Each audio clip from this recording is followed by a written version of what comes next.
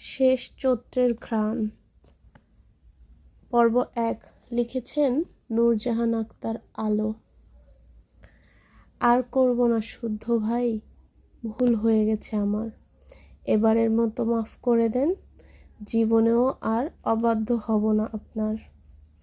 উক্ত কথাটি বলতে বলতে প্রাণপণে ছুটছে শীতল, তার পেছন পেছন চেলাকাঠ হাতে তেড়ে আসছে শুদ্ধ। ঘামে ভিজে আছে পরনের টি শার্ট, মুখভঙ্গি অত্যন্ত গুরুগম্ভীর, দৃঢ় কপাল ও ঘাড় বেয়ে ঝরে যাচ্ছে চিকন সরু ঘাম।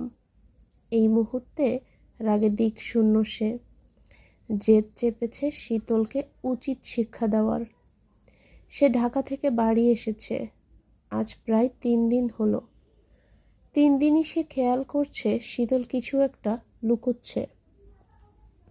কি লুকাচ্ছে সেটা গতকাল রাতে ধরেও ফেলছে। সে সঙ্গে নজরে পড়েছে শীতলের পদে পদে উড়নচণ্ডী ভাব, সব কিছুতে গা ছাড়া মনোভাব ও লাগাম ছাড়া কথাবার্তা। আর এগুলো সে মোটেও পছন্দ করে না, তাই বরদাস্ত করার প্রশ্নই আসে না। কারণ এই 3টে বৈশিষ্ট্য বকে যাওয়া প্রধান কারণ। আর তার মতে কারো ভুল শুধরে দেওয়ার পরেও সে যদি বারবার একই ভুল করে, তার পানিশমেন্ট আপনা আপনিই ফরজ হয়ে যায়। শীতলেরও তাই হয়েছে। সময় এসেছে শক্ত হাতে তার লাগাম টেনে ধরার। এজন্য সেও আর দেরি করল না।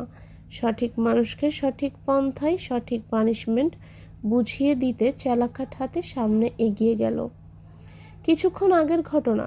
তখন সকাল 6:30। ঘুম থেকে উঠে পরিপাটি হয়ে বাগানে এসেছে শীতল। পরনে গোলাপি রাঙা নতুন 3 পিস, লম্বা কালো চুলগুলো সযত্নে বেনুনি করে সামনে এনে রাখা।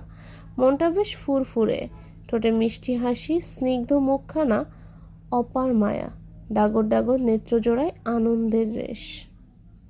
এত খুশির কারণ নেই, তবুও সে খুশি। কারণ গোমরা মুখে থাকতে ভালো লাগে না তার।